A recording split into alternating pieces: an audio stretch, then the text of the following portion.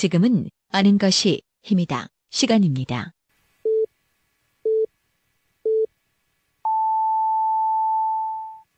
어서 오십시오. 오늘 모닝 이슈에 오신 걸 환영합니다.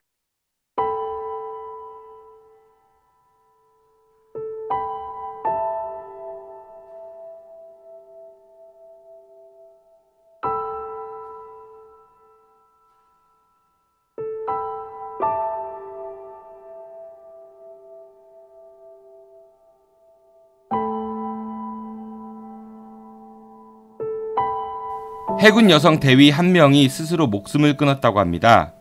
해군에 따르면 사망한 대위는 그제인 5월 24일 오후 5시 40분경 해군본부 인근에 있는 자신의 원룸에서 목을 맨 채 발견되었다고 하는데요. 휴가가 끝났음에도 부대에 복귀하지 않는 점을 이상하게 여긴 동료들이 집을 찾아갔다가 숨진 동료를 발견했다고 합니다.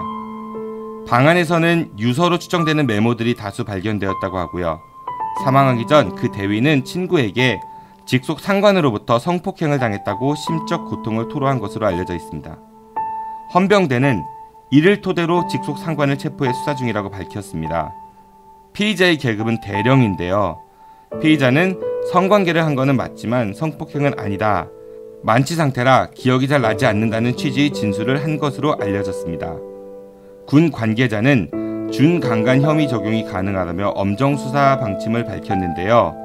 형법에 따르면 강간은 폭행 또는 협박에 의한 강간을 뜻하고 준강간은 심신상실이나 한거 불능 상태를 이용한 간음이나 추행을 뜻하며 처벌은 둘 다 3년 이상의 유기징역에 처할 수 있다고 합니다. 그런데 단어만 보면 강간보다는 준강간이 조금 덜 나빠 보이는 것은 왜일까요? 우리가 회원도 정회원보다는 준회원에게 주어지는 권리가 좀 약하다고 생각하지는 않나요? 그리고 피해자가 자살까지 이르게 한 원인을 제공한 2차 피해는 어떻게 할 건가요? 자신만의 이기심으로 남에게 해를 가할 수도 있다는 생각, 이제는 정말 엄정하게 처벌해야 할 것 같습니다. 함께 사는 세상, 서로에 대한 존중이 그 시작이자 끝이 아니겠습니까? 삼가 고인의 명복을 빕니다.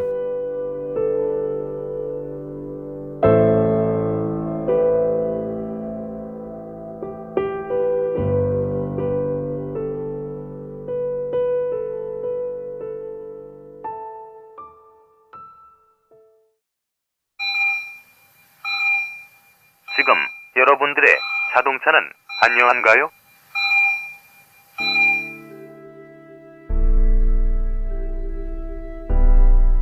자동차는 편리한 교통수단이기 전에 나와 내 가족의 소중한 생명을 지켜주는 또 하나의 나입니다.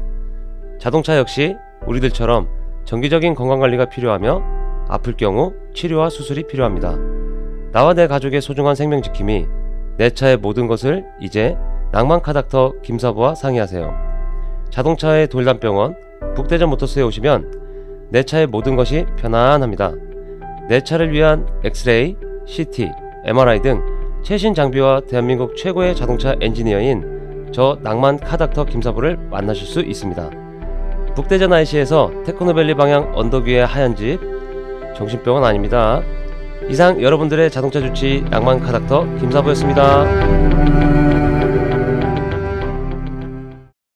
사랑한다 최강한화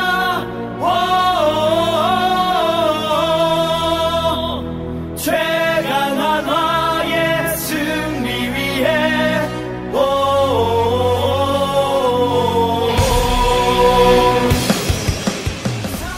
한화 이글스 보살 팬들을 위한 팟캐스트 김성석 기자의 최강한화.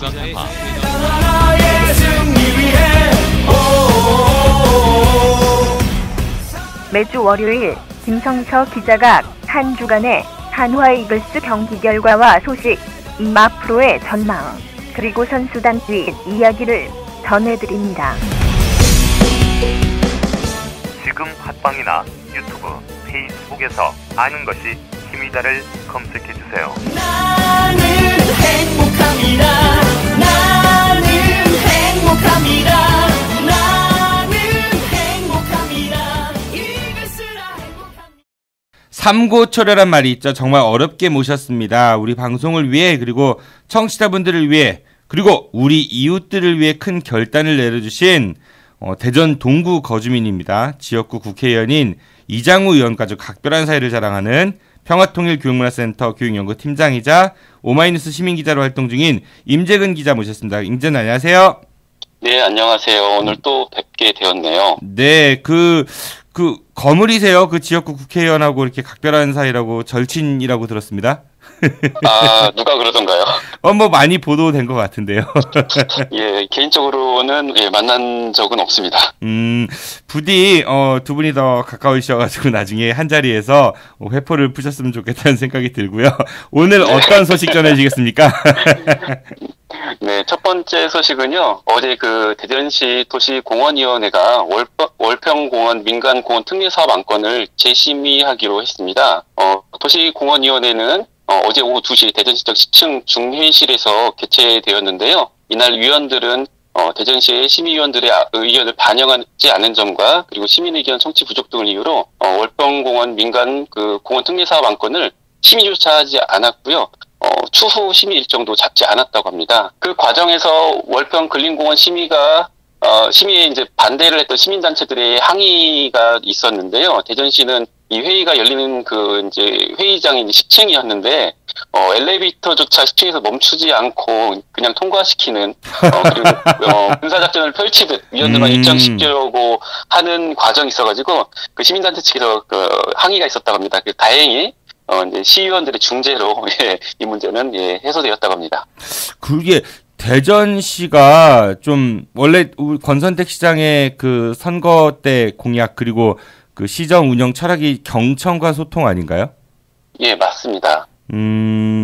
글쎄요, 어떻게 생각해야 될지 잘 모르겠지만 우선은 공원 일몰제 같은 경우는 뭐 여러 이야기들이 있습니다. 저희도 지난번에 방송에서 다루기는 했지만은 굳이 이 시점에 대전에 대규모 아파트 단지가 필요한 것인지 그리고 뭐 원도심 공동화와 뭐 그 노후된 주택들 주거 환경 개선 이런 부분들도 큰 문제이긴 한데 어떤 게 우선순위인지 예전에 그 권선택 시장이 그 시민들하고 이제 대화하는 자리에서 시정에는 항상 우선순위가 있다라고 말씀을 하신 적이 있대요. 그래서 주거 환경 개선과 대규모 아파트를 건립하는 거에 우선순위가 어떤 건지는 이런 사례를 통해서 그분의 철학을 좀 볼 수 있을 것 같은데 어쨌든 시민들의 의견이 좀 많이 반영이 돼서 그 위원회가 일단은 보류를 했던 재심의를 결정했다라는 거는 반가운 소식인 것 같습니다. 네, 맞습니다. 그 이제 최근 이제 그 권선택 시장이 이제 시민단체하고의 이제 마찰이 되는 사례들이 좀 많아지고 있어서 이제 우려의 목소리들이 많습니다. 그러게요. 예, 지난번에 이제 상수도 민영화 문제와 관련해서도 이제 시민단체하고 시민들의 이제 반발로 이제 무산이 된 바 있는데요. 근데 이제 그 이번 이제 월평공원에 이제 들어서는 이제 대규모 아파트 같은 경우도 이제 공원 일몰제가 이제 시행되면서 그 민간인들의 이제 사유재산을 이제 침해하지 말아야 된다는 그런 취지이긴 하지만 이제 이곳에 왜 하필이면 초고층 이제 아파트를 지어야 되는지 이런 것에 대해서 이제 그 근처에 사시는 이제 그 시민들의 이제 비판이 이제 제기되고 있는 부분이죠. 거기는 특히 갈마동은 그 도로가 굉장히 좁아요. 지금도 교통의 난이 심각한데 거기에 또 초고층 아파트가 들어온다라고 하면은 우선 그 기존에 살고 있던 주민들의 일조권이나 이런 것들도 굉장히 침해를 받을 수가 있고 아무튼 여러모로 좀 납득이 안 가는 제가 좀 무식해서 그런지 몰라도 그런 그런 것 같고요. 다음 소식 전해주십시오. 예, 내년이 이제 지방선거가 있지 않습니까? 출마하시나요? 예, 저는 아니고요. 이제 출마를 하겠다고 이제 속속히 밝히는 분들이 이제 나오고 있습니다. 네. 예, 어제 이제 더불어민주당 소속 박정현 시의원이 내년 지방선거에서 대덕구청장에 도전하겠다고 밝혔습니다. 그 박정현 의원은 어제 오전 10시 30분 대전 시의회 기자실에서 기자회견을 가졌는데요. 대덕구청장에 출마하겠다며 이를 실현하기 위해서 먼저 지역위원장에 도전하겠다고 이제 강조했다고 합니다. 그 박정현 의원은 대덕구에서 대덕구 시민들과 함께 새로운 길을 만들고자 한다며 대덕구는 현재 민주당의 이제 취약 지역이기도 하고 대전 안에서도 이제 불균형 발전으로 인한 지역 소외감이 매우 명백한 지역이라면서 이곳에서 본인의 그 이제 뜻을 펼치겠다고 밝혔습니다. 근데 박정은 의원이 시의원 출마할 때 그 관할 지역구가 서구 아니었나요? 예, 맞습니다. 서구였기 때문에 지금 뭐 더불어민주당 당 내에서도 이제 대덕구 지역위원회 측에서는 조금 이제 불만의 목소리들이 좀 나오고 있고요. 어제 그 박종래 지역위원장의 직무대행은 이제 보도자료를 이제 발표하였는데요. 서구를 지역구로 둔 이제 박 의원이 갑작스런 이제 그 출마 선언을 했다는 것이 너무 좀 뜻밖이라면서 공당의 조직으로서 지역위원회가 엄연히 존재하는데 대덕구 당원들과 뭐 지역위원회하고 좀 사전 좀 협의가 없었던 것에 대해서 약간은 이제 불편함을 좀 표했고요. 이제 자유선진당이 아니죠. 네, 자유한국당. 네, 한국당. 예, 하도 이름이 많이 바뀌어가지고. 그러게요, 네네.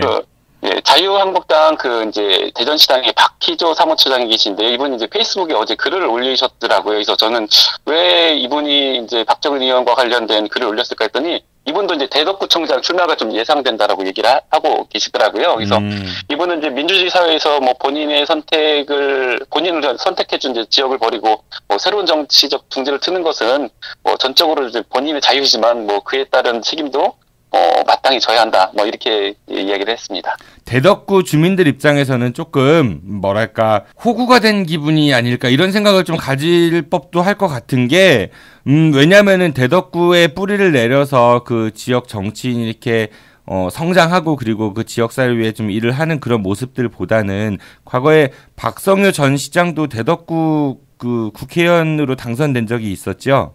예, 서구에 사시면서 그때 당선된 적이 있었죠. 그러다가 또 이제 시장 출마한다고 다시 또 의원직을 내려놨었고, 그리고 김원웅 전 의원 같은 경우도 저희 방송에 예전에 특집 나오시긴 했었는데, 그분도 대덕구에서 3선을 하셨던 걸로 아는데, 나중에 낙선하신 다음에는 대덕구를 떠나셔서 지금 서울 쪽에 살고 계시고, 그러니까 대덕구를 상징하는, 그러니까 그 현역들은 물론 자기들이 대덕구를 뭐 대표하고 상징하고 대리하고 이런 얘기를 하겠지만은, 그게 그 진정성이 과연 얼마큼 느껴지는지 좀 그런 생각이 듭니다. 예, 대덕구가 이제 봉도 아닌데 이제 대덕구에 이제 진출하고자 하는 정치인들께서는 좀 대덕구에 좀 뿌리를 좀 박으셨으면 좋겠습니다. 그리고 대덕구가 그러니까 구 재정이 좀 열악하다 이런 얘기들을 많이 하고 또 실질적으로 그 개발이나 이런 것들도 좀 이렇게 뒷전에 밀린 감이 없지 않아 있습니다. 그렇죠. 뭐 대중교통, 지하철도 없고 대형마트 같은 것도 문제에서도 많은 갈등들이 있었죠. 네네. 그런데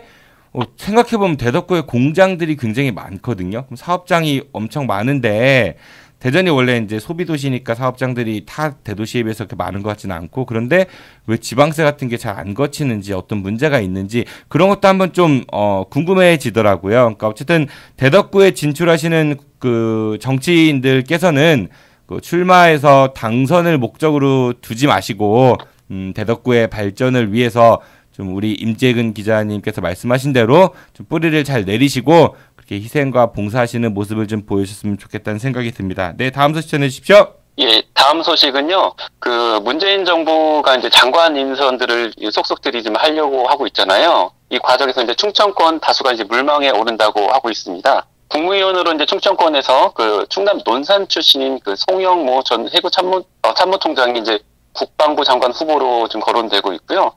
이제 문화체육관광부 장관으로는 충북 청주에 이제 더불어민주당 도종환 의원이 유력하게 좀 거론되고 있다고 합니다.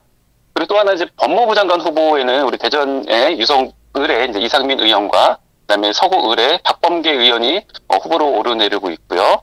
그다음에 이제 보건복지부 장관 후보로는 천안을의 양승조 그리고 이제 청주 서원의 오재세 의원이 거론되고 있다고 합니다. 저는 개인적으로 이제 통일부 장관이 어떤 분이 될까 참 궁금한데요. 충청권 쪽에서는 아직 거론되는 인사는 없고 이제 더불어민주당의 송영길 의원이나 우상호 의원 등 정치권 인사의 기용 가능성이 높다고 하고 있습니다. 이거 정보 뭐 이렇게 믿을만한 거예요. 왜냐면은 그냥 막 갖다 붙이고 지르는 것 같다는 생각이 들어가지고. 이 진짜 그 청와대나 아니면 그쪽에서는 아직 결정된 거 없다 이런 얘기들을 뭐 공식적이니까 그렇게 하겠지만은 실제로 그렇게 인선이 될지는 사실 카더라 통신이 요즘에 워낙 많아가지고 좀 그러니까 신뢰가 좀 덜한 게 아닌가 저는 그렇게 생각이 들고 그 외교부 장관 같은 경우는 이제 거론되지 않았던 분이 이제 발탁됨으로써 이제 그런 이제 이야기들이 조금 설득력을 또 갖기도 하고 있습니다. 외교부 장관뿐이 아니죠, 그렇죠? 뭐 지금 경제부총리도 좀 의외였고 뜻밖이었고, 그리고 네. 조국 민정수석 같은 경우도 마찬가지였고, 그러니까 그런 파격 인사가 많기 때문에 뭐 보훈처장도 마찬가지였고요. 혹시 통일부 장관의 우리 충청권 인물 중에 임모 씨가 이렇게 파격 발탁이 되지는 않을지. 우리 임 기자님께서는 이제 통일 문제 연구를 하시는 분이니까 통일부 장관이 정치권 인사가 기용되는 거에 대해서는 어떻게 생각하세요? 그러니까 과거에는 주로 관료 출신, 대북 전문가나 관료 출신들이 통일부 장관에 많이 임명이 되다가 아마 참여정부 때 정동영 그 현 국회의원인데 그 통일부 장관을 한번 부총리로 한 적이 있었던 것 같고요. 그러니까 어떻게 생각하세요? 통일부 장관의 그 정무적 기능을 하는 정치인이 나은지 아니면 대북 전문가가 더 나을지? 저는 이제 제가 지금 북한대학원대학교에 지금 그 박사과정에 재학 중에 있는데요. 이제 그 학교에 다니면서 이제 느꼈던 점은 사실은 이제 통일 문제와 같은 경우는 좀 통일 문제에 대해서 좀 전문성을 갖고 계신 분들이 좀 하면 좋겠다라는 생각이 들었습니다. 그래서 이제 저는 사실은 이제 정치권 인사보다는 좀 이렇게 학계라든지 아니면 이제 관료 출신의 전문가들이 이제 그 자리에서 역할을 수행하면 좋겠다는 생각이 드는데 이제 정세현 장관 같은 경우 그리고 임종원 전 장관 같은 경우가 이제 대표적인 좀 모범 사례였지 않을까 생각하고 있습니다. 그때가 대북 관계가 되게 좋았던 것 같아요. 예, 그리고 저희 이제 그 북한대학원대학교에 전신이 경남대 북한대학원이었거든요. 그래서 그 당시 경남대 이제 박재규 총장께서도 이제 통일부 장관을 하면서 2000년 6.15 공동선언을 함께 만들어내기도 하셨습니다. 이거 이해 충돌 아니에요, 지금 발언은? 이거 어째 좀 그런 냄새가 납니다. 네. 아무튼 정치인들이 대북 문제를 다루다 보면은 물론 이제 이게 정치로 해결해야 될 부분이 많으니까 뭐 통 큰 어떤 합의 뭐 이런 걸 도출할 수도 있겠지만은 반대로 성과를 위해서 이렇게 막 책임질 수 없는 때로는 너무 이렇게 뭐랄까 포퓰리즘적 성격의 그런 결정들을 할 수 있을 것도 같아가지고 좀 우려스럽기는 합니다. 부디 뭐 좋은 분이 통일부 장관에도 이렇게 오르셔가지고 우리 남북 간의 긴장도 완화가 되고 또 더 궁극적으로는 우리 민족의 소원인 우리의 소원은 통일이란 노래 뭐 양쪽 다 배웠잖아요. 저도 어렸을 때 배웠던 것 같고 그래서 우리는 지금 해외 하면은 왠지 이렇게 너무 멀게 느껴지잖아요. 꼭 비행기를 타고 나가야 되고 아니면 배를 타고 나가야 되고 그런데 그래도 통일이 되면은 기차나 승용차를 갖고도 외국에 뭐 프랑스 파리까지도 갈 수 있죠. 그렇죠? 그러니까 그런 날이 좀 왔으면 좋겠다는 생각이 듭니다. 네, 저도 이제 하루빨리 통일이어서 대전역에서 기차 타고 북측을 통과해서 대륙으로 가는 날을 꿈꿔보겠습니다. 네, 그 대륙을 시베리아로 가셔가지고 거기에서 임 기자님이 노역하시는 거를 저는 상상하겠습니다. 네, 다음 소식 전해주십시오. 네, 이제 그 장관 인선 문제와 더불어서 이제 그 부처와 관련된 이제 조직 개편을 앞두고 있는데요. 이제 중소기업청이 이제 중소기업 벤처부로 이제 승격이 좀 확실시되고 있습니다. 그러면서 지금 중소기업청이 대전 정부청사에 지금 있는데요. 이 청사를 어디에 둘지 관심사로 떠오르고 있습니다. 그 부승격이 확정적인 그 중소기업청이 이제 대전에 잔류할 것인지 아니면 이제 세종으로 할지 여부가 정부 조직 개편안이 나온 이후에 이제 결정될 전망인데요. 중소기업 벤처부가 신설되면 세종시 행이 유력하게 이제 거론되고 있긴 하지만 정부 세종청사 입주 여건이 좀 녹록치는 않습니다. 비어있는 청사가 없어서 이제 민간 건물 임대를 활용해야 하고, 근데 이마저도 좀 여의치 않은 상황이라고 하고요. 청사 인근 민간 건물도 이미 꽉 차 있다라고 하고 있습니다. 그렇다면 이제 당장 세종청사에 입주할 공간이 없기 때문에 중기청의 이제 부승격에 대해서 대전청사에 존재하는 방안이 좀 유력하게 좀 검토되는 것으로 좀 알려지고 있는데요.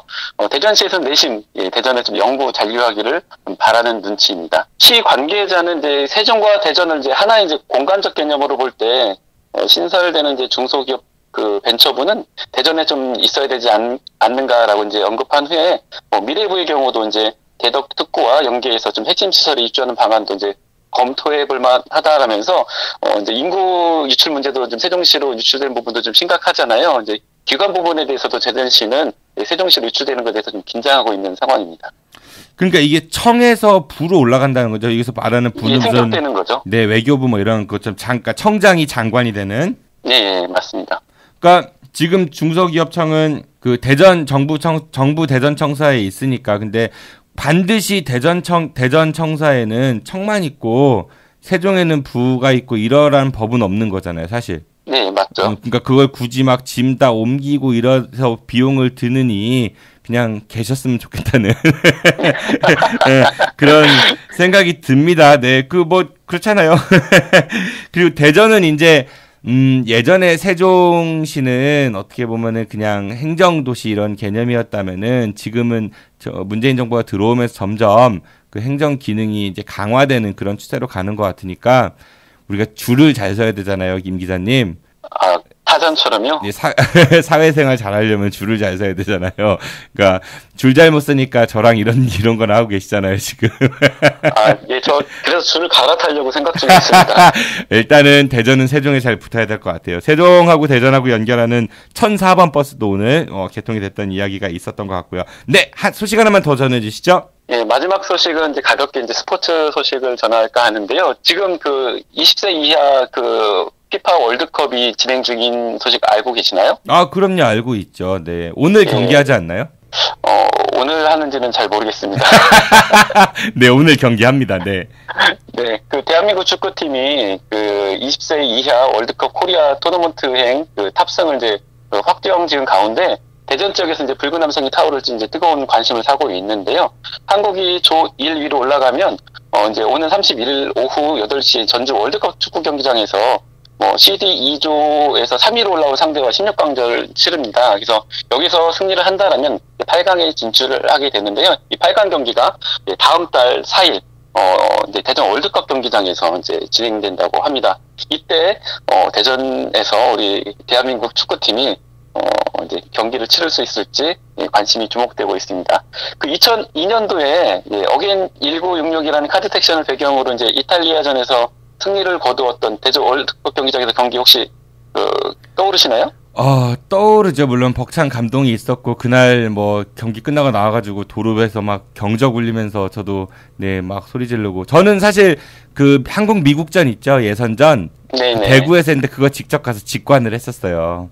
아, 그러셨구나. 저는 네. 입장권을 구할 수가 없어서 네. 집에서 TV로 봤었습니다. 아, 네네. 그 너무 그러니까 그 평생에 한 번 있을까 말까 그런 그 기회였으니까 너무나 큰 감동이었었고 저도 아는 분이 이렇게 주셔가지고 원래 그분이 아들하고 가기로 했는데 아들이 삐쳐서 안 간다고 해서 제가 대신 가긴 한 건데 그 감동이 다시 한번 올 수 있을까요?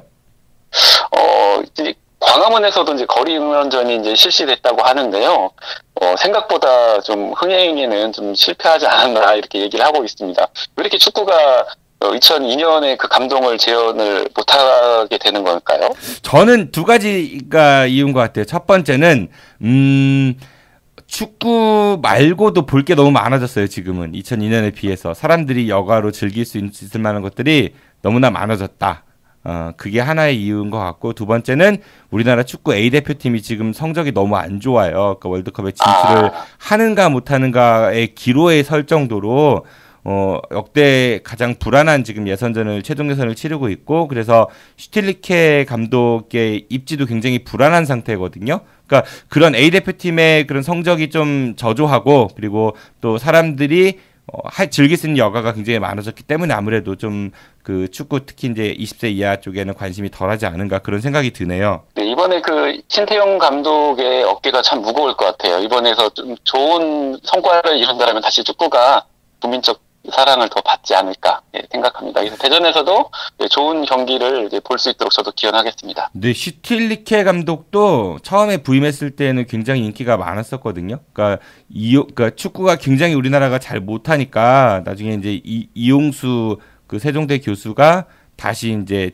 그 축구협회 이제 기술위원장으로 오면서 열렬한 지지를 받고 슈틸리케를 뽑아왔고 인기가 좋았는데 요즘에 성적이 안 나오니까 두 분이 다 욕을 엄청 먹고 있어요. 쫓겨나기 직전까지도 갔었었고 뭐 재신임 여부를 논의를 했었으니까 김성근 감독 생각이 좀 나더라고요. 우리 하나이글스에서 이제 얼마 전에 경질되셨죠. 뭐 말로는 뭐 자진 사퇴라고 이야기를 하는데 그렇게 믿는 사람 별로 없을 것 같고. 그러니까 하나가 그 야구 감독들의 무덤이라는 이야기가 있더라고요. 아, 네, 그렇죠. 김웅영 감독도 그렇게 날아가셨고, 김인식 감독도 그렇게 날아가셨고. 네, 그런데 아는 것이 힘이다가 기자들 사이에 무덤이다라는 소문이 퍼진다는 이야기 들으셨습니까? 아이고, 네, 알겠습니다. 무덤에 침을 뱉겠습니다. 오늘 소식 감사드리고요. 저 부탁 하나만 들어주세요. 아, 부탁이요? 맨날 네. 네, 부탁만 하시네요. 네, 뭐 네. 제가 이덕화 선생님을 좋아해가지고 임 기자님 절친께 만나시면 꼭 제 네. 안부 좀 전해주시고요. 누군지 아시죠?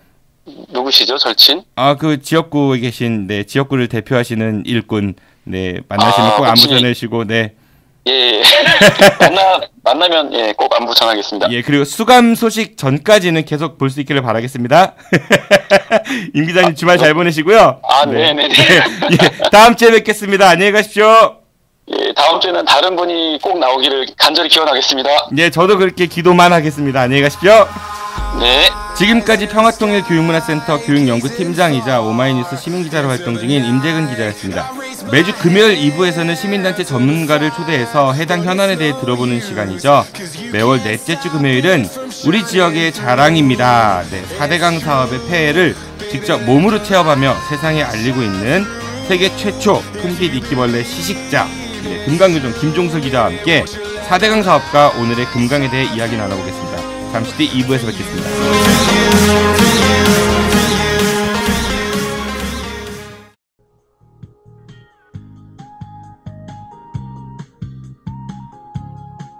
안녕하세요. 혼수, 이사, 중부권 최다 판매 매장 삼성 디도플라자 부사점입니다. 삼성 디도플라자 부사점에서 10년 경력의 혼수 이사 전문 상담사의 컨설팅을 받으실 수 있습니다. 전자 제품은 인터넷이 싸다는 편견 날려드립니다. 네이버 검색창에서 대전 혼수 또는 대전 가전을 검색하세요. 문의 042-282-8666 대전 중구 부사 내거리에 있는 삼성 디도플라자 부사점. 팟캐스트 듣고 오셨다고 하시면 추가 혜택도 드립니다.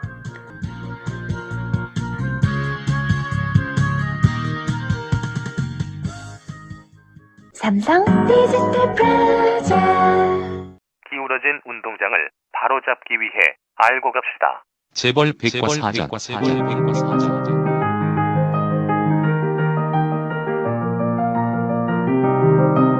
상상되지 않은 진일 역사와 군부 개발 독재, 그리고 그 안에서 성장한 재벌들이 어떻게 재산을 형성했고 지키고 그들만의 리그를 만들었는지에 대해 이야기합니다.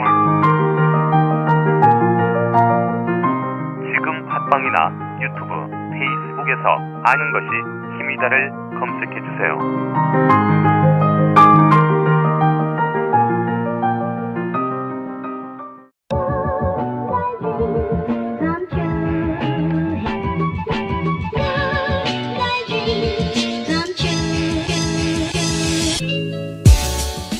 매주 금요일 2부에서는 시민단체 전문가들로부터 우리 지역의 해당 현안에 대해 듣는 시간입니다. 매월 넷째 주는 4대강 사업에 대한 이야기를 하는 시간인데요. 개편 전 저희 프로그램 고정 패널이셨죠. 강해에 살고 강해에 죽는 남자 오마이뉴스 시민기자시죠. 금강요정 김종슬 기자 전화 연결되어 있습니다. 기자님 안녕하세요.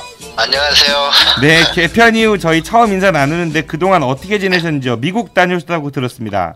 예, 미국 한 일주일 4대강 관련해서 취재 다녀왔습니다. 미국 가고 많은 거 보셨어요? 뭐 먹기도 많이 드시고 어떠셨어요? 좀 음식 때문에 고생을 많이 했는데요. 현장은 좀 많이 보려고 노력을 했습니다. 그리고 관련 전문가분들도 좀 만나 뵙고 왔습니다. 미국은 물 관리를 사실상 뭐 대형 댐을 지금 현재는 포기한 상태거든요. 그리고 더 앞으로 대형 댐 건설은 없다라고 공식적으로 입장 표명을 하고 있습니다. 그리고 이번에 가서 봤더니 미국도 똑같이 우리처럼 댐이 있는데 우리같이 정치적으로 이렇게 만들어진 사례는 단 한 차례도 없다라고 전문가들이 이야기를 하더라고요. 그러니까 전국적으로 16개 보호가 만들어진다 이런 사례는 없다라는 거죠. 그리고 목적이 뚜렷하게 그 보호를 보호와 댐을 막아서 어떻게 사용할 건지 목적이 뚜렷하더라고요. 예를 들면 예전에는 식수를 사용한다든가 이런 식으로 사용을 했고요. 지금은 미국 같은 경우는 대부분 식수를 지하수에 사용하다 보니까 이 전력 생산을 하기 위해서 댐을 건설합니다. 네네. 그래서 그 전력 생산을 하기 위해서 댐을 건설하는데 대부분 국가가 관리하는 게 아니고 개인 회사한테 이렇게 임차해 줍니다. 그래서 저 같으면 제가 가진 회사가 뭐 정부로부터 이렇게 댐을 지어서 전력을 만들어서 지역에 쓰겠다라고 이렇게 허가를 맡아서 댐을 짓게 되는데요. 이렇게 하다가 댐에 녹조가 생기고 아니면 퇴적토가 쌓이고 그렇게 되면은 회사가 적자날 이기면 바로 댐을 해체해 버립니다. 네네. 어떻게 보면 지극히 정상적인 사회. 좀 합리적이네요. 예, 그렇죠. 근데 우리 4대강 같은 경우는 22조 2천억이라는 천문학적인 돈을 쓰고도 또 1년에 1조 원가량의 유지관리비를 투입하면서도 아무런 효과가 없는데 계속 투입하는 이유가 결국 회사가 아닌 국가가 관리하기 때문에 사람들이 내 주머니에서 나간다라는 생각을 잘 못하는 거죠. 그러니까 미국 같으면 진작 부도나서 없어져야 될 4대강 회사라는 거죠. 그리고 실제로 제가 현장 몇 곳을 가봤는데요. 그냥 폭파해버려요, 미국은. 댐을 그냥 폭파해버리고 거기에 있는 콘크리트만 걷어내고 최소한 자연을 건드리지 않습니다. 그 상태로 일부 이제 자연한테 회복을 맡기는 경우인데요. 1년 됐다라는데 강이 볼 수 없을 정도로 아주 아름다운 거예요, 강이.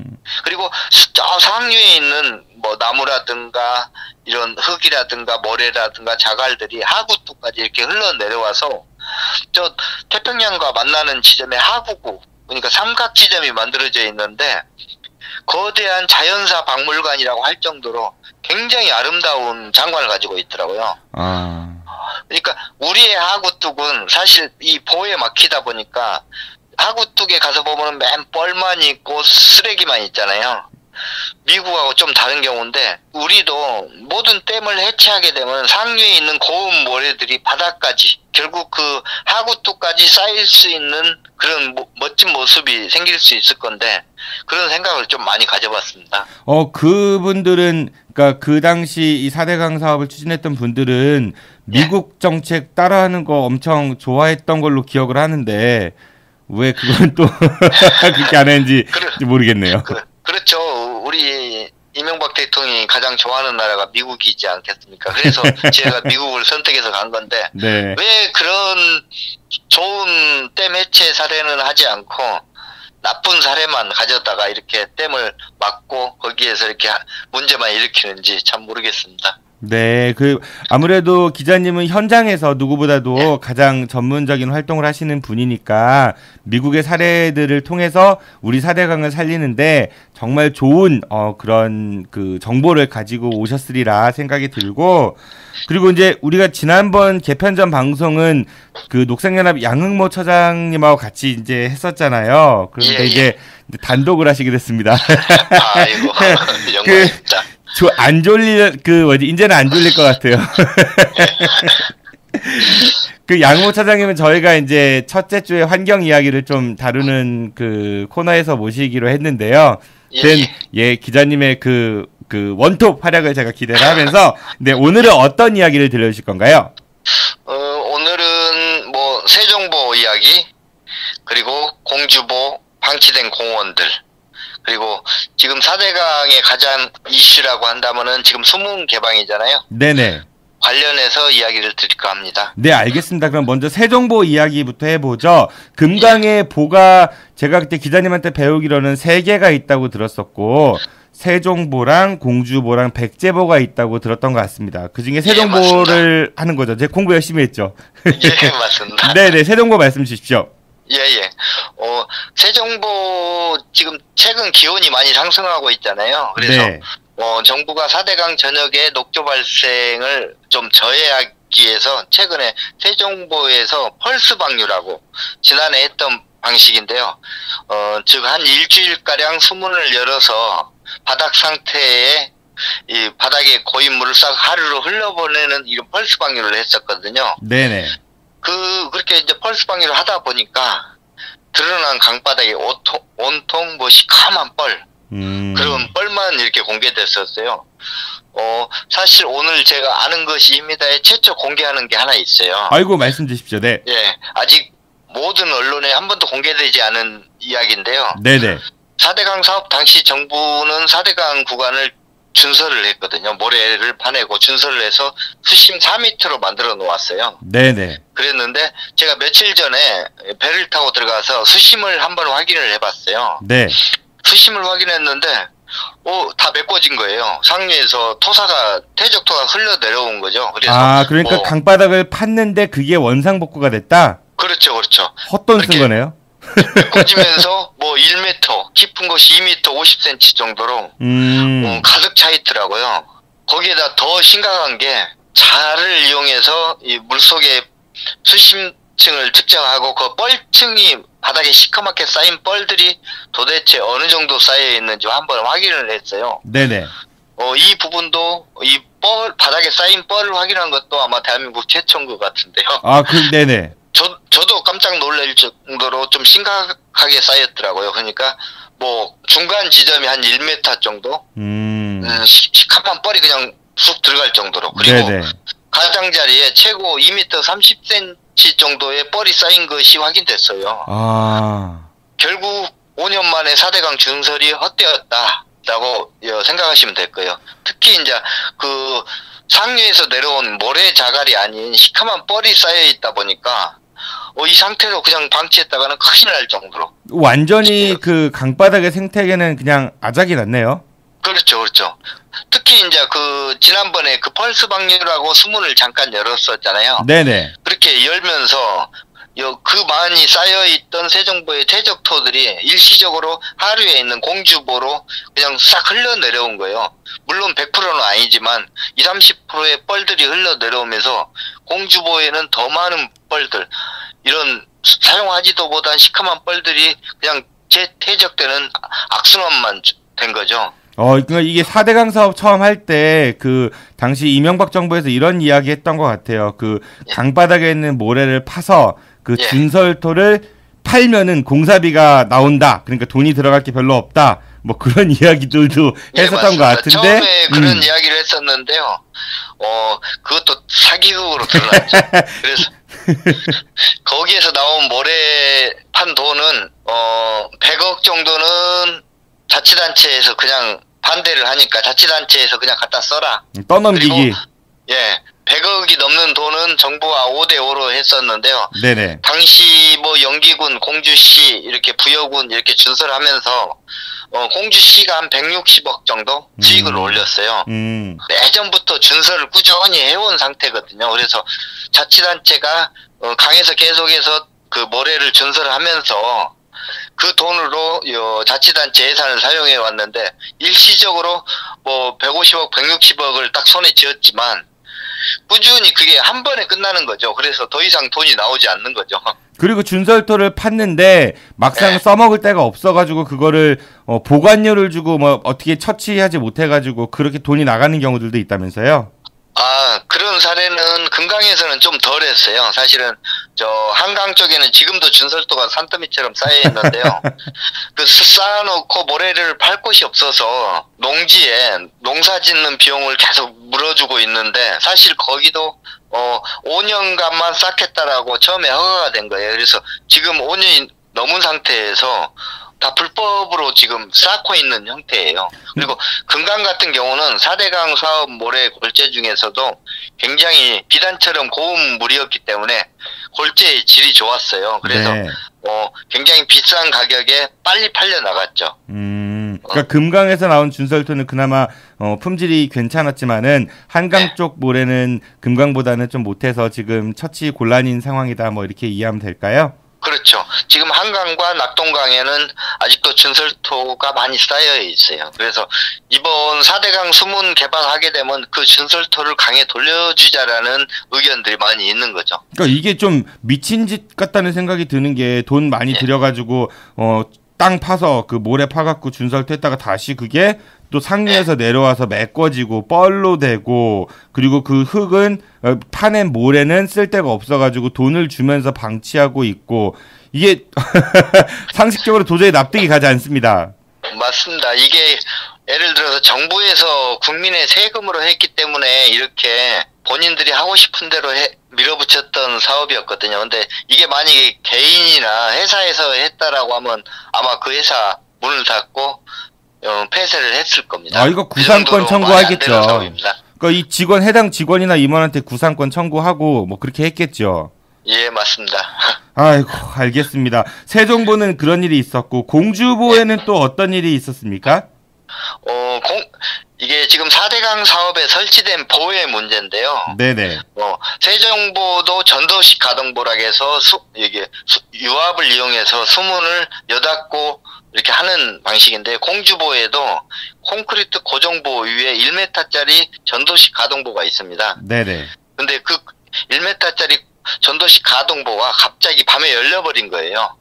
고장이 난 거예요? 고장이 난 거죠. 그래서 이 상태에서 열려버리다 보니까 보통 4월부터 6월, 3, 4월부터 6월까지 물고기 산란기라고 합니다. 강에서는. 그래서 물고기들이 이렇게 낮은 곳에 와서 산란을 하는데요. 4대강 사업으로 낮은 여울, 그러니까 발목 정도 잠기는 여울, 모래톱, 수초 등이 다 사라졌잖아요. 네네. 그래서 물고기들이 산란할 장소가 없는데, 그나마 있는 가장자리에 조금 남아있는 수초들, 또 수초에 막 몰리다 보니까 물고기들이 좀 건강하게 알을 낳기 위해서 몰리는 공간이 아닌 이 가장자리에 남아있는 주변에 뭐 쓰레기나 비닐봉투, 뭐 플라스틱 이런 강변에 떠다니는 쓰레기에다까지 산란을 해놓았거든요.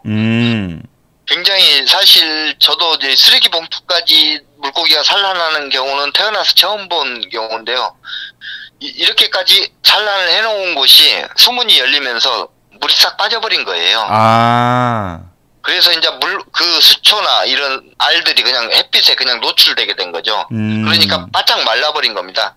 결국 금강에서는 올해 물고기 치어는 더 이상 볼 수 없다라는 겁니다. 그러니까 이게 그 물고기들이 알을 낼 수 있는 그런 수초나 이런 것들이 사라졌기 때문에 그나마 궁여지책으로 쓰레기 같은 데 했는데 이 보의 문이 고장 나갖고 물이 나오면서 다 쓸려가고, 그러면서 물고기 알들이 이제 수면 위로 노출돼서 전멸됐다 뭐 이런 얘기인 거죠? 그렇죠. 그리고 최근 제가 이제 수공에서 내부 고발자가 한번 들어오셨어요. 네네. 저한테 내부 고발을 해왔는데 그분 이야기를 듣자면은 수문이 이렇게 잘 해놓고 퇴근을 하고 아침에 오면 수문이 확 열려 있더라. 왜 그렇다죠? 이런 이야기들을 하세요. 왜 그렇다죠? 이게 이제 기름, 유압을 이용해서 수문을 열고 닫고 하다 보니까 이 상류에서 내려오는 물의 압을 견디지 못하고 그냥 고장나 버리는 거예요. 그러니까 큰일 난 거죠.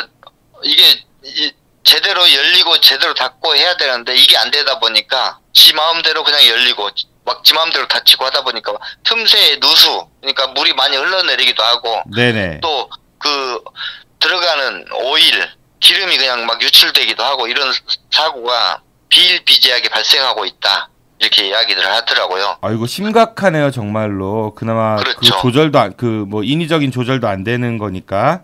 예, 맞습니다. 그리고 이제 특히 요즘에 강에 산란기인데 산란을 해야 되는데 산란 장소가 없어서 물고기들이 굉장히 많이 죽습니다. 네네. 물고기들만 죽는 게 아니고 이 날아다니는 새들, 조류 새들도 이 강에서 물고기를 잡아먹는 포식자거든요. 네. 장이 포식자인데 얘들도 죽어요, 강에서 많이. 물고기가 죽으니까 당연히 죽겠죠. 예, 그 물고기를 잡아먹고 다시 탈이 나서 또 죽는 거죠. 그리고 그 물고기를 섭취한 강변에 사는 야생동물, 너구리라든가 이런 동물들도 온몸에 피부병이 걸리고 털이 싹 빠지고 그런 형태로 발견되고 있거든요. 완전히 지옥이네요, 지옥.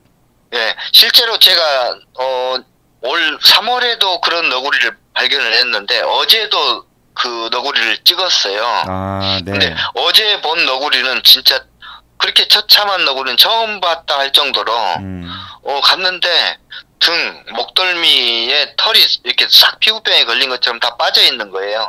그리고 얘가 힘이 없어서 도망가지도 못하고 바닥에 털썩 주저앉아 있는데 진물이 줄줄 흐르면서 거기에 파리들이 잔뜩 달라붙어 있는 거예요. 살아있는데. 그리고 구더기가 껴있는 거예요, 몸에. 그래서 곧 오늘날 이게 견디기 어려울 정도로 이게 힘들어 보이더라고요. 완전히 그러니까, 아비규환이네요, 아비규환. 예. 사실 강의 수질이 단순하게 수질만의 문제가 아니고 거기에 사는 물고기, 새, 야생동물이 그 정도라면 결국 그 피해가 사람한테도 돌아온다라는 거죠. 그 청취자 여러분들 혹시 그 4대강의 그 이런 처참한 모습을 좀 더 경각심을 갖기 위해서 사진이 궁금하신 분들은요, 페이스북에서 김종술을 치시면은 그 저희 금강요정 김종술 기자님 페이지를 보실 수 있으니까 친구 신청도 하시고 팔로잉도 하셔가지고 그 소식을 좀 보실 수 있을 것 같고, 저도 이 방송이 팟빵 말고 유튜브에도 이제 업로드가 되거든요. 페이스북에도 제가 올리고 있고요. 그 페이스북하고 유튜브는 영상 파일이니까 그 영상 부분에 제가 그 기자님 페이스북에 있는 사진을 좀 캡처해가지고 그 영상에 좀 집어넣어 보도록 하겠습니다. 네, 너무 그 좀 속상한 얘기만 들으니까 좀 계속 좀 마음이 좀 그래요. 근데 또 이 물고기들, 그러니까 뭐 뻘 말고 물고기 말고 또 사람한테도 사람을 위해 지었다니까. 우리가 처음 4대강 사업 처음 홍보할 때 강변 옆에 수변을 정리해서 자전거 도로 만들고 공원에 막 이렇게 홍보를 했는데 거기도 좀 심각하다면서요. 4대강 사업으로 수변공원을 3조 1천억 가량 투입을 했어요. 얼마요?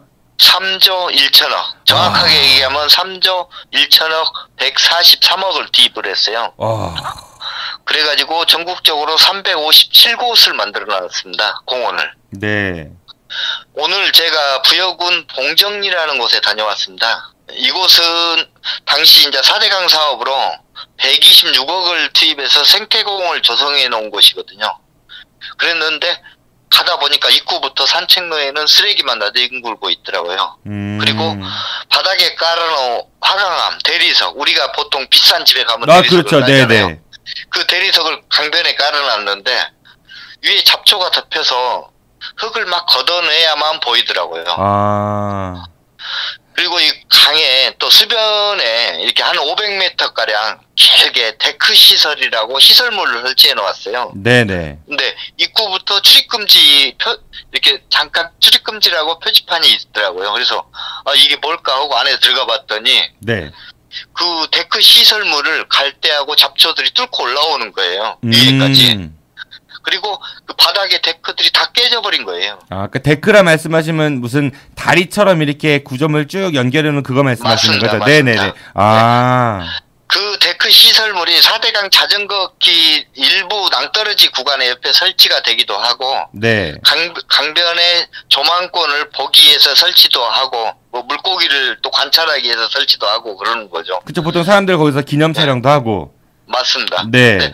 사람은 전혀 찾아볼 수 없고요.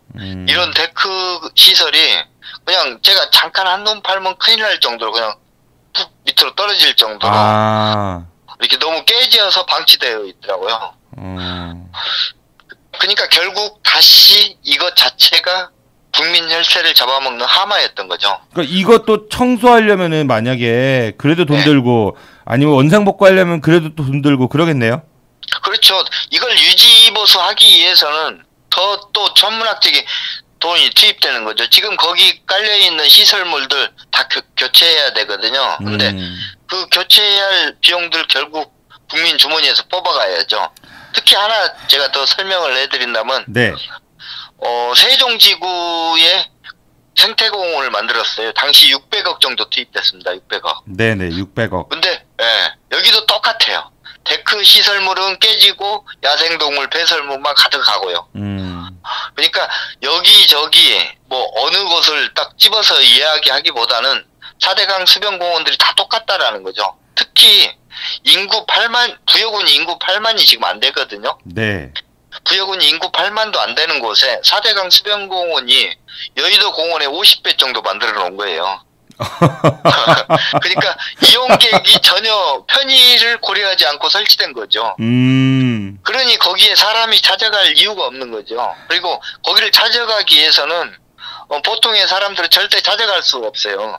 아주 어렵게 뭐 농길을 타고 산길을 타고 가야만 가는데 그런 곳을 누가 이용을 하겠습니까? 거기를 이용하는 사람들은 가끔 야밤에 아베크족들. 그래서 이제 네네. 차마 말씀드리기 곤란한데. 아니, 말씀하셔도 돼요. 예, 아침에 네. 이런 주차장에 공원 주차장을 청소하는 분들이 계세요. 네네. 그런 분들이 나 더러워서 못하겠다라고 하소연을 할 정도로. 그래서 뭐 때문이냐라고 물어보면은 저도 그런 사례를 많이 봤는데요. 네. 아침에 가서 보면은 공원에 네. 콘돔이 널려 있어요. 아. 콘돔과 휴지만 잔뜩 널려 있어요. 아이고, 그 뭐 출산율 저하 때문에 소개팅을 주선해야 된다. 지난번 정부에서 그런 얘기를 하더니 결국 그것도 아니네요. 그쵸? 콘돔을 썼으니까. 그렇죠. 참나 진짜. 특히 아이고. 이제 이런 콘돔이 널려 있다라는 것은 뜻하지 않게 누군가 잘못 갔을 때 범죄가 저질러질 수 있다라는 거죠. 그렇죠. 예. 그래서 하나의 우범지대인 거죠. 사람도 없고 거기에서 무슨 짓을 하든 아무도 모르기 때문에. 그러니까 너무 외졌으니까. 너무 멀리 떨어져 있기 때문에요. 그리고 또 이런 그냥 그 엉뚱한 상상도 들어요. 그 콘돔 안에 이제 정액이 있지 않겠습니까? 예. 그 뭐 야생 동물이나 아니면은 그 야생 무슨 박테리아 이런 거랑 결합을 해갖고 어떤 괴생 물체가 또 나오면은 뭐 그럴 리 없겠지만은 영화에서도 그런 게 많이 나오니까 아무튼 이 말도 안 되는 그런 지경이네요. 그러니까 직접 기자님께 말씀을 들어보니까 뉴스에서는 주로 녹조 얘기 많이 나오고 붉은 깔따구 이런 뭐 그다음에 큰 비리끼벌레 이런 얘기들이 주로 많이 나오지만은 실제 현장에 있는 그 기자님의 말씀을 들으니까 이게 더 심각하다는 게 피부로 느껴지는 것 같습니다. 그렇죠. 이제 보통의 사람들이 환경적인 거 녹조나 이끼벌레, 붉은 깔따구 이게 이제 딱 눈에 들어오기 때문에 이런 쪽에만 관심을 갖는데 실제로 이런 공원, 유지갈리비 이런 유지갈리비가 4대강 둔치공원의 유지갈리비만 공원에 449억 정도 투입되고 있거든요. 449억이요? 예, 1년에. 그리고 이 금강만 해도 지난해 96억 정도 투입됐는데 대부분 풀 깎는 비용이 한 60%예요. 이 천문학적으로 들어가는 거죠. 그리고 시간이 가면 갈수록 이 공원 유지관리비는 더 천문학적으로 늘어날 수밖에 없는 거죠. 아니 정부에서 맨날 예산 없어가지고 이거 못하고 저거 못하고 뭐 지원 안 되고 이런 얘기를 하는데 이거는 좀 아무리 심해도 너무 심한 것 같습니다. 그렇죠. 이명박근혜 정권에서 가장 많이 풍족하게 썼던 곳이 4대강의 유지관리비라고 생각하시면 딱 맞을 겁니다. 아이고 알겠습니다. 그래서 지금 우리가 5월 9일에 드디어 이제 박근혜 정부가 끝이 나고 문재인 정부가 새로 들어왔어요. 그러면서 그 문재인 대통령도 후보 시절에 4대강 관련한 언급들을 많이 한 것 같은데 얼마 전 뉴스를 보니까 볼을 개방하겠다 이런 이야기를 들은 것 같습니다. 예, 맞습니다. 문재인 대통령 지시로 4대강 재감사와 수문 개방을 하라고 지시가 내려왔습니다. 그래서 지난 8년간 제가 4대강 취재하는 입장에서는 이젠 첫 관문을 열었다라는 생각을 할 정도로 환영하는 건데요. 4대강 16개 수문 중에 6개 수문이 6월 1일 날 개방이 됩니다. 네. 금강에서는 뭐 백제보, 공주보, 세종보 중 중간에 있는 공주보 수문이 개방을 앞두고 있는데요. 당일날 계속 많은 언론들이 올 걸로 예상되고 있어요. 오늘 또 전화가 많이 왔거든요. 기자님은 뭐 엊그저께 JTBC에서도 뭐 이렇게 오고 뭐 요즘 바쁘실 것 같은데 그 6월 1일에 보문이 열리면은 그게 근본적인 해결책은 아닌 거죠? 그렇죠. 지금 아마 4대강 사업으로 금강의 물이 풍족해졌고 차를 타고 다니면서 잘했다라는 분들이 굉장히 많습니다. 그리고 제 개인적인 생각인데 아마 소문이 열리고 나면 다시 닫아라라는 민원이 빗발칠 거로 예상을 하고 있거든요. 어째서 그 그렇죠? 이유는 아마 바닥에 지금 굉장히 두껍게 쌓인 뻘층들이 아마 물 밖으로 싹 드러날 겁니다. 물 밖으로 드러나고 하천에 물이 이렇게 마르게 되잖아요. 네네. 그러니까 이제 상대적으로 좀 빈곤감을 느끼게 될 겁니다, 사람들이. 그러니까 그리고 보문을 열면은 물이 줄어드니까 이거 괜히 한 거 아니야 이런 생각들? 예, 그렇죠. 네. 그리고 강물 속에 감춰졌던 미세한 뻘들, 이게 이제 시공창이나 사는 이 뻘들이 심한 악취를 풍길 거예요. 네. 굉장히 심하게 악취를 풍기면서 사람들이 빨리 닫아라 아마 굉장히 그런 요구가 빗발칠 걸로 사실은 예상이 되고 있습니다. 그런데 이게 좀 나아지려면 우리가 반드시 거쳐야 될 하나의 참아야 될 과정이 되겠네요. 그렇죠. 사실 더 늦추면 늦출수록 이 회복할 수 있는 기회가 사라질 수도 있기 때문에요. 특히 이제 이번 금강 수문개방 같은 경우는 공주보만 열리는 거잖아요. 네네. 제 개인적인 판단보다는 강을 이렇게 공부하고 강에서 살아가는 사람들의 입장에서는 이번 4대강 수문개방은 분명히 환영하지만 이번 공주보 수문개방은 좀 잘못됐다라고 생각을 하고 있어요. 왜 그렇죠? 원래 이제 이 금강 같은 경우는 금강 회복을 위해서는 세 개의 보와 하구뚝 수문 개방이 동시에 이루어져야 되거든요. 근데 이제 뭐 어쩔 수 없이 뭐 찬성하는 입장도 있으니까 한 곳만 열어야 된다라고 한다라면 상류에 있는 세종보나 하류에 있는 이 백제보의 수문이 열리는 게 맞습니다. 그래야 효과가 좀 더 크게 나타날 수 있는 거죠.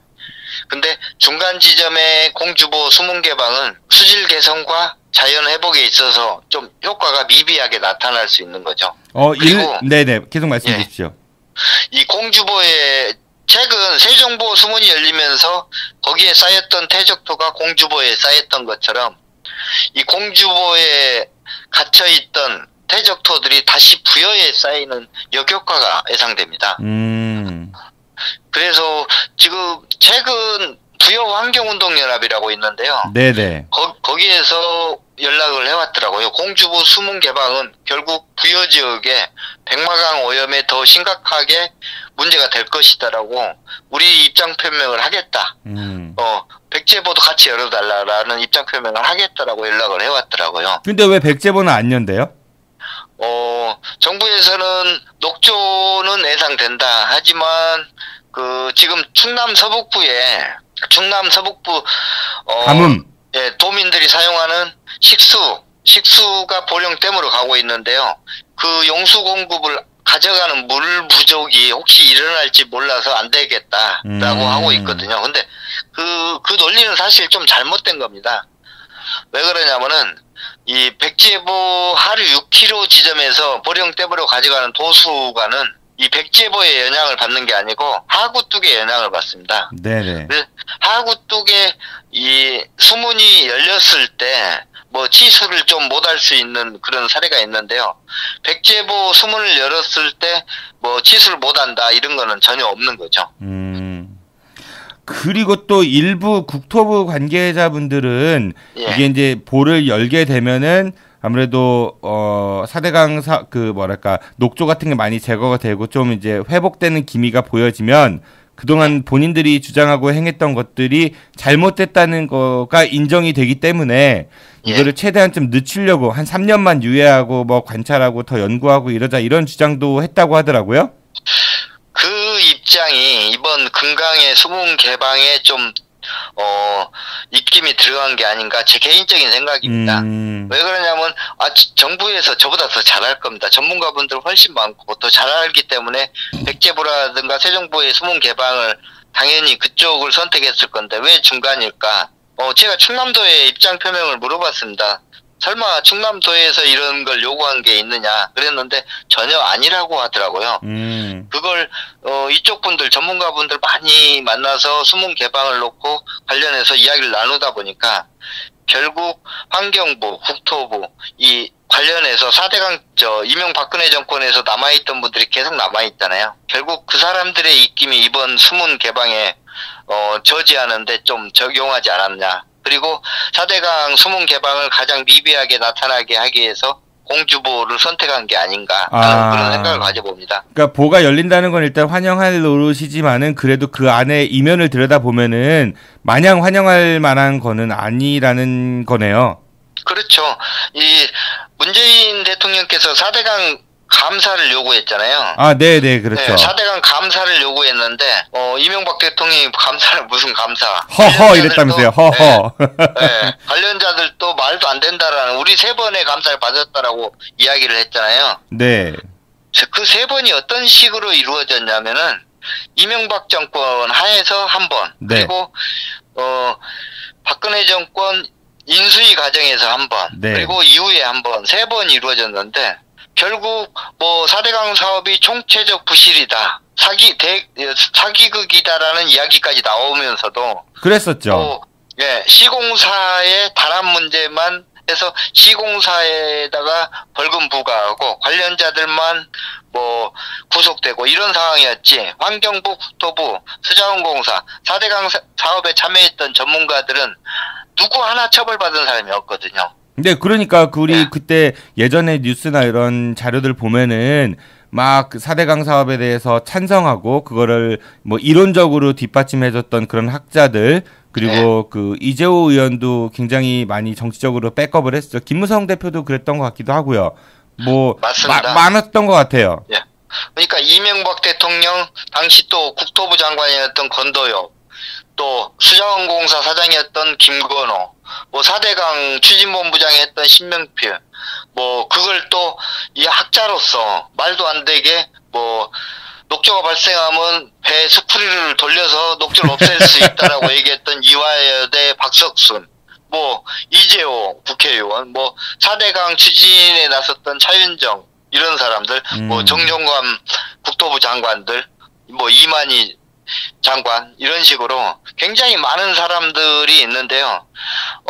이분들에 대한 검증도 철저하게 이루어져야 되고 이분들에 대한 이 법적 뭐 청문회라든가 아니면 4대강에 대한 특검이라든가 반드시 이루어져서 처벌이 이루어져야 된다라고 생각합니다. 네, 반드시 청문회와 특검이 필요하다라는 생각에 저도 공감을 합니다, 기자님.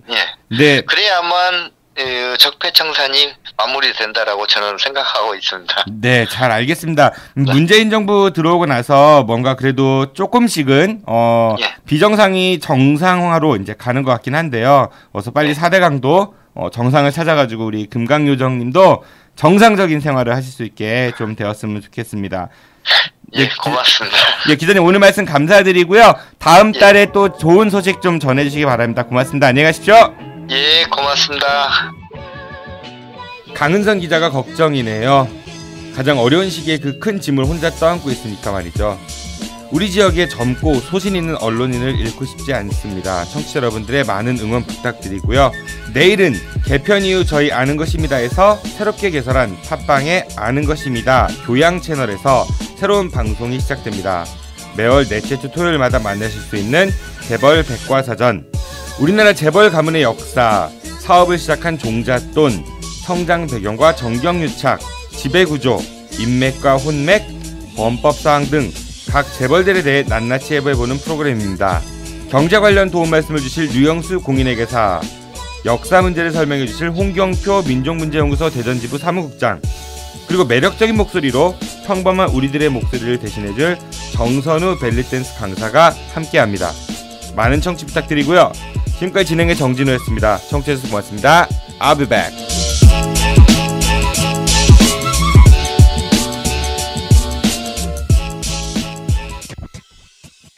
끝난 줄 알았지. 여러분의 참여를 기다립니다. 팟빵이나 유튜브, 페이스북에서 아는 것이 힘이다를 검색해 주세요. 청취 후기나 출연 신청, 제보 모든 것을 환영합니다.